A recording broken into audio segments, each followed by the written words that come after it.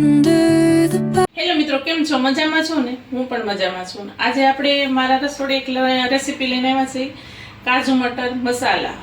તો અત્યારે શું છે કે વટાણાની સિઝન છે ને, તો કઈ આજે આપણે એક નવી રેસીપી લઈને આવ્યા છીએ. તો સિઝન પ્રમાણે આ તમારે પણ બનાવાય ને અમારે ને એક નવું શાક આપણને સબ્જી પણ મળી જાય પંજાબી સ્ટાઇલ. તો આપણે હવે પહેલાં ગ્રેવી બનાવવાની છે.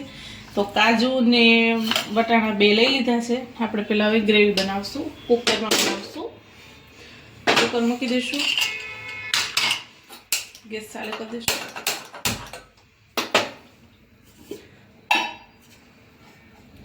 આપણે એક પાવડા જેટલું તેલ નાખશું. આપણે તેલ ગરમ થાય છે ત્યાં સુધીમાં આપણે કાજુને અને વટાણાને બેને ધોઈ લેવાના છે. ધોઈ લેશું એને.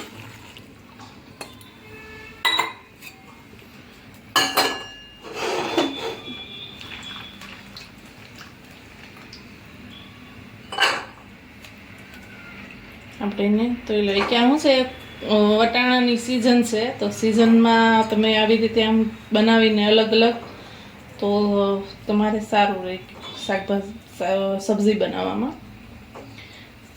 ને આ ગ્રેવી બનાવવા માટે છે ડુંગળી છે, ટમેટા છે, આદુ છે, કાજુ, પછી આ છે આપણે ધાણા ભાજી હોય ને એની ડંઠલ હોય ને એ છે, આ લસણ ને આ બધા આપણા સૂકા મસાલા સાઈડમાં મૂકી દઈશું. પહેલાં આપણે જોઈ લઈશું તેલ આવી ગયું કે તેલ આવી ગયું છે. હિંગ નાખી દીધી છે ને આ બધા સૂકા મસાલા છે એમાં એલસી છે ને એને આવી રીતે આમ ફોલી નાખવાની, આમ ફોલી નાખવાની થોડી થોડી.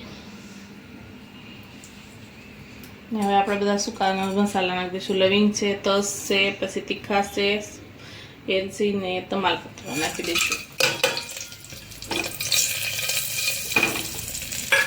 ને આપણે જે ગ્રેવી બનાવવા માટે જે લીધા છે ને બધા ટમેટા, ડુંગળી, લસણ નાખી દઈશું.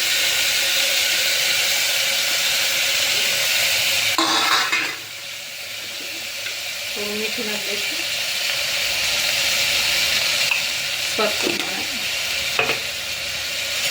બધું મિક્સ કરી દઈશું.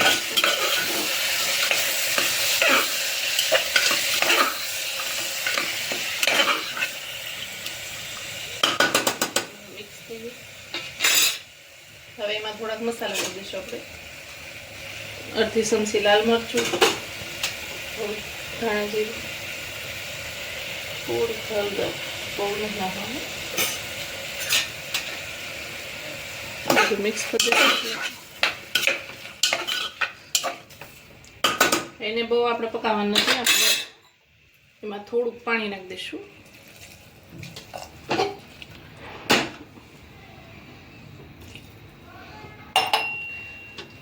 એની અંદર આપણે સ્ટેન્ડ મૂકી દઈશું. એની ઉપર આપણે આ વટાણા અને કાજુ લીધા હતા ને એ મૂકી દેવાના છે.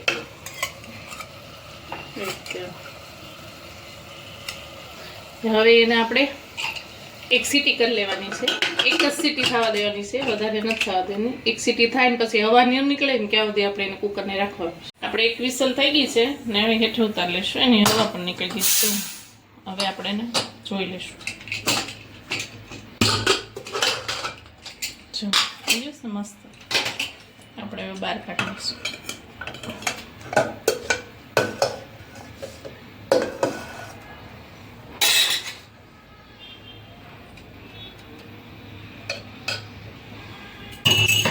આપણી ગ્રેવી પણ થઈ ગઈ છે. આપણે હવે એને ઠરવા દઈશું, પછી આપણે મિક્સરમાં પીસી નાખશું. હવે એને ઠરવા દઈશું. ગ્રેવી આપણી ઠરી ગઈ છે. એની અંદરથી આ તમાલપત્ર ને આપણે એલસી નાખી હતી ને એને ફોલી ને આવી રીતે બીજ લઈ લેવાના, ફોતરા કાઢી નાખવાના છે.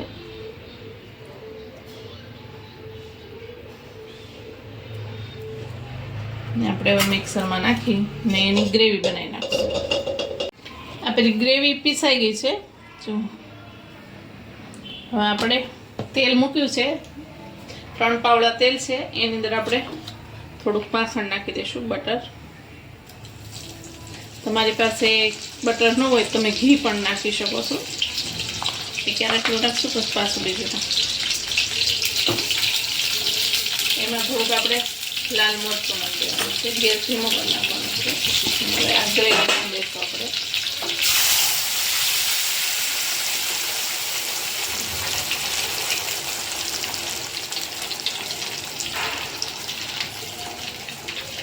ગ્રેવીમાં થોડું પાણી નાખીને આપણે લઈ નાખીશું.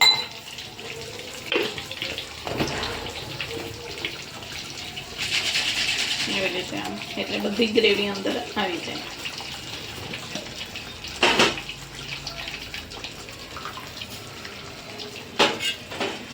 બધું મિક્સ કરી દઈશું.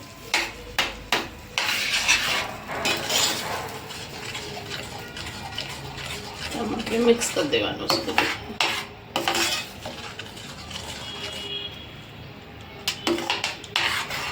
ઘડીક વાર એને આમ ઢાંકીને થોડીક વાર ઉકળવા દઈશું. થોડીક સડી જાય ને ત્યાં સુધી આપણે એને ઢાંકી દઈશું. પછી મસાલા કરશું. આપણી ગ્રેવી છે એ થોડીક ઉકળી ગઈ છે. જો આમાં આપણે મસાલા કરી દઈશું. આપણે કાશ્મીરી મરચું છે એ 2 ચમચી લઈશું. જેટલું તીખું ખાતા હોય પ્રમાણમાં લેવાનું. થોડુંક ધાણા જીરું પાવડર બધું મિક્સ કરી દઈશું.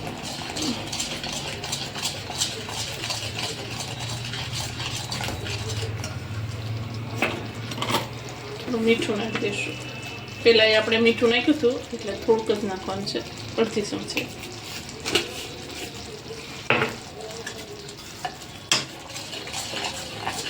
હવે જ્યાં સુધી આ ગ્રેવી પાકી ન જાય ને તેલ ન છોડી દઈ ને ત્યાં સુધી આપણે એને ઉકળવા દેવાની છે ઢાંકીને.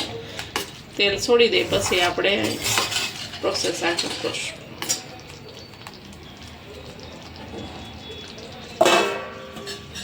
આમને ઉકળવા દઈશું. આપણી ગ્રેવી છે એ ઉકળી ગઈ છે. જો તેલ છૂટું થઈ ગયું ને, આપણે હવે થોડુંક માખણ બટર થોડુંક નાખી દઈશું. પછી આ ગરમ મસાલો છે એ નાખી દઈશું. બધું મિક્સ કરી દઈશું.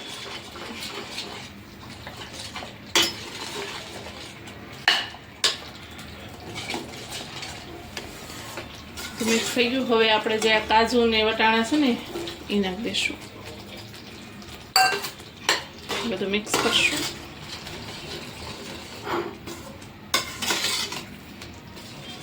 પંજાબી સબ્જી કહીએ ને, આની અંદર તમે આવી રીતની ગ્રેવી બનાવીને આની અંદર તમે પનીર પણ નાખી શકો છો. પનીર છે કે પનીર મટર પનીર નાખો કે વટાણા નાખો કે આલુ હોય ફ્રાય કરીને આલુની આવી રીતે તમે સબ્જી બનાવો ને તો પણ સરસ લાગે. હવે આપણે આપણી ઘરની જે મલાઈ હોય ને એ મલાઈ નાખી દઈશું.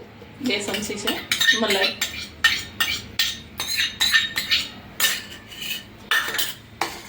મશરૂમ ખાતા હોય તો મશરૂમની તે પણ આવી રીતે ગ્રેવી કરીને તમે બનાવી શકો છો.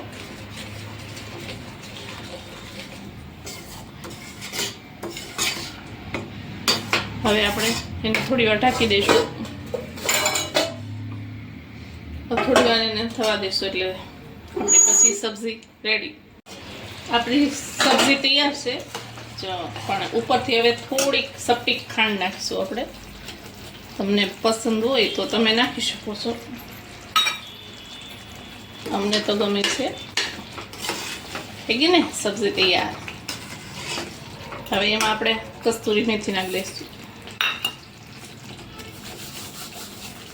એવી રીતે મસળી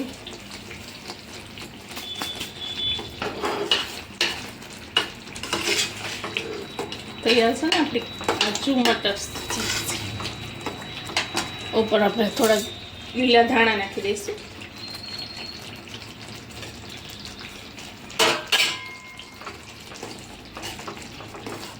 સબ્જી આપણી તૈયાર છે. આપણે ગેસ બંધ કરી દઉં ને. તમારે જ્યાં સુધી સબ્જી બનાવો ને ત્યાં સુધી ધીમો જ ગેસ રાખવાનો છે, ફૂલ ગેસ રાખવાનો જ નથી. આપણે ગેસ કરી દઈશું બંધ. આપણે પરાઠા સાથે એને સર્વ કરીશું.